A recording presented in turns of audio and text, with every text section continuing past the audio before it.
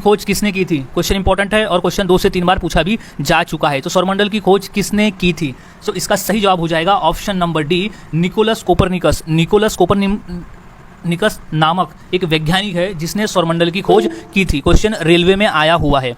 अगला सवाल है, सौरमंडल का जन्मदाता किसे कहा जाता है? क्वेश्चन 2 बार पूछा जा चुका है पेपर में। सो इसका सही जवाब हो जाएगा ऑप्शन ए, सूर्य। सौरमंडल का जन्मदाता सूर्य को कहा जाता है। सौरमंडल का जन्मदाता सूर्य को कहा जाता है, याद में रख ले। अगला सवाल है, सूर्य का सबसे नजदीकी ग्रह कौन सा है? क्वेश्चन इंपॉर्टेंट है, एसएससी के पेपर में 2 बार ये प्रश्न पूछा जा चुका है। सो इसका सही जवाब हो जाएगा ऑप्शन नंबर बी, बुध ग्रह। बुध ग्रह जो है वो सूर्य का सबसे नजदीक और सबसे निकट वाला ग्रह है, बुध ग्रह। याद रखें, बुध ग्रह।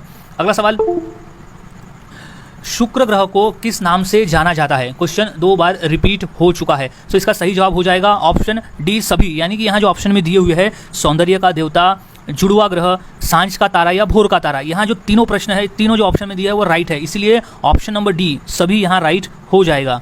सो नेक्स्ट सवाल है, सूर्य का सबसे दूर वाला ग्रह कौन सा है? क्वेश्चन इंपॉर्टेंट है और ये क्वेश्चन 2 बार पूछा भी जा चुका है। सो इसका सही जवाब हो जाएगा ऑप्शन नंबर ए, नेपच्यून। नेपच्यून जो ग्रह है वो सूर्य से सबसे दूर है। सबसे नजदीक जो है वो बुध है और सबसे दूर है वो है नेपच्यून। सो याद रखें, सबसे दूर वाला ग्रह है नेपच्यून। अगला सवाल, पृथ्वी ग्रह का आकार की दृष्टि से कौन सा स्थान आता है? हमारे सौरमंडल में टोटल 8 ग्रह है, उसमें से पृथ्वी का जो आकार है वो किस नंबर पर आता है? सो इसका सही जवाब हो जाएगा ऑप्शन नंबर डी, 5वां। हमारी पृथ्वी सौरमंडल में 5वें नंबर की सबसे बड़ी ग्रह है, नहीं सबसे बड़ा ग्रह है 5वां नंबर पर।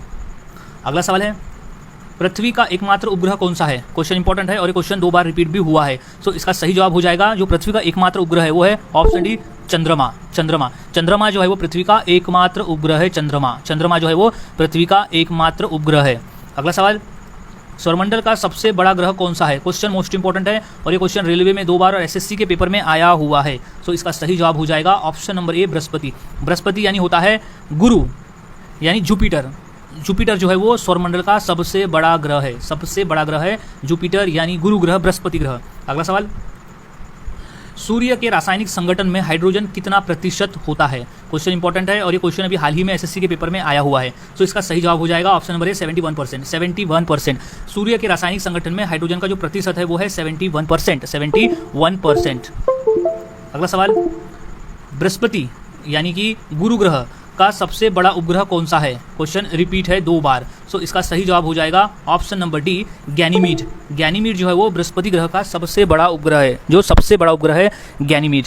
अगला सवाल, सौरमंडल का सबसे गर्म ग्रह कौन सा है? क्वेश्चन इंपॉर्टेंट है और ये क्वेश्चन पूछा जा चुका है। सो इसका राइट आंसर हो जाएगा ऑप्शन नंबर सी, शुक्र ग्रह। शुक्र ग्रह, यहाँ कई लोगों को डाउट होता है कि सौरमंडल में जो सूर्य है उसके सबसे नजदीक वाला ग्रह बुध है, लेकिन सबसे जो गर्म है वो शुक्र कैसे है? तो इसका एक्सप्लेनेशन ये है कि शुक्र ग्रह का जो वायुमंडल है वहाँ पे कार्बन डाइऑक्साइड की मात्रा ज़्यादा पाए जाने की वजह से जो शुक्र ग्रह है वो गर्म है। सो सबसे जो ज़्यादा गर्म ग्रह है वो है शुक्र ग्रह। अगला सवाल, 7 छल्लों का पाया जाना किस ग्रह की महत्वपूर्ण विशेषता है? क्वेश्चन इंपॉर्टेंट है और ये क्वेश्चन पूछा भी जा चुका है। सो इसका सही जवाब हो जाएगा ऑप्शन नंबर ए, शनि ग्रह। शनि ग्रह के चारों ओर 7 छल्लों का पाया जाना उसकी एक महत्वपूर्ण विशेषता है। 7 छल्लों का पाया जाना शनि ग्रह के चारों तरफ। अगला सवाल है, सूर्य में कौन कौन सी गैस विद्यमान होती है? क्वेश्चन इंपॉर्टेंट है और ये क्वेश्चन पूछा भी जा चुका है कि सूर्य में कौन सी गैस विद्यमान है। तो इसका राइट आंसर हो जाएगा ऑप्शन नंबर सी, हाइड्रोजन और हीलियम। हाइड्रोजन और हीलियम जो गैस है वो विद्यमान है सूर्य में, हाइड्रोजन और हीलियम गैस। अगला सवाल, सौरमंडल का प्रधान कौन होता है? क्वेश्चन इंपॉर्टेंट है क्योंकि ये क्वेश्चन रेलवे में आया हुआ है। सो इसका सही जवाब हो जाएगा ऑप्शन नंबर डी, सूर्य। सूर्य जो है वो सौरमंडल का प्रधान है। सौरमंडल का जो प्रधान है वो सूर्य है। अगला सवाल है, हमारे सौरमंडल में ग्रहों की संख्या कितनी है? क्वेश्चन इंपॉर्टेंट है और क्वेश्चन पूछा भी गया था पेपर में। सो इसका सही जवाब है ऑप्शन नंबर सी, 8। हमारे सौरमंडल में टोटल 8 ग्रह है। 8 ग्रह है, टोटल 8 ग्रह है हमारे सौरमंडल में। अगला सवाल, सूर्य के चारों ओर घूमने वाले खगोलीय पिंड क्या कहलाते हैं? क्वेश्चन इंपॉर्टेंट है और ये क्वेश्चन आया हुआ है यूपीएससी के पेपर में। सो इसका जो राइट आंसर हो जाएगा वो है ऑप्शन बी, सूर्य ग्रह। ऑप्शन नंबर बी, ग्रह। वो ग्रह कहलाते हैं। सूर्य के चारों ओर जो चक्कर लगाते हैं खगोलीय पिंड, उन्हें हम ग्रह कहते हैं, जिसमें हमारी पृथ्वी भी सूर्य के चारों ओर चक्कर लगाती है, इसलिए उसे हम ग्रह कहते हैं। अगला सवाल, नीला ग्रह किस ग्रह को कहा जाता है? क्वेश्चन इंपॉर्टेंट है और ये क्वेश्चन रिपीट है। सो इसका सही जवाब हो जाएगा ऑप्शन नंबर बी, पृथ्वी। अब पृथ्वी नीला क्यों दिखाई देता है? क्योंकि पृथ्वी पे 70 के अबव % में पानी पाया जाता है, जिस वजह से अंतरिक्ष में ये नीले कलर का दिखाई पड़ता है, इसलिए इसे नीला ग्रह कहते हैं। अगला सवाल है, सौरमंडल का सबसे छोटा ग्रह कौन सा है? क्वेश्चन इंपॉर्टेंट है और ये क्वेश्चन 2 बार रिपीट है यूपी पुलिस के पेपर में। सो इसका राइट आंसर हो जाएगा ऑप्शन नंबर डी, बुध ग्रह। बुध ग्रह जो है वो सौरमंडल का सबसे छोटा ग्रह है। बुध ग्रह जो है वो सौरमंडल का सबसे छोटा ग्रह है। सो याद रखें, बुध ग्रह इज मोस्ट इंपॉर्टेंट क्वेश्चन है ये। अगला सवाल, किस ग्रह पर जीव रहते हैं? क्वेश्चन बेसिक है लेकिन आया हुआ है। सो इसका राइट आंसर हो जाएगा ऑप्शन नंबर सी, पृथ्वी। पृथ्वी एकमात्र ऐसा ग्रह है जिस पर जीव रहते हैं। पृथ्वी एकमात्र ऐसा ग्रह है जिस पर जीव रहते हैं।